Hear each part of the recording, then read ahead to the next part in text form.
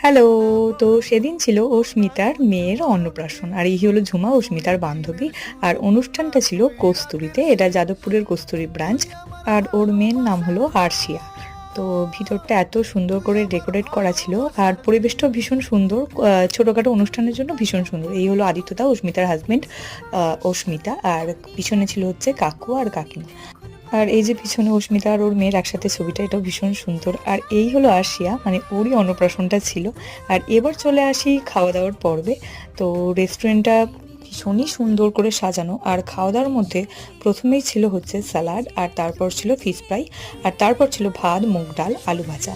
আর এই হলো কস্তুরী স্পেশাল কচু চিংড়ি, ভীষণ টেস্টি।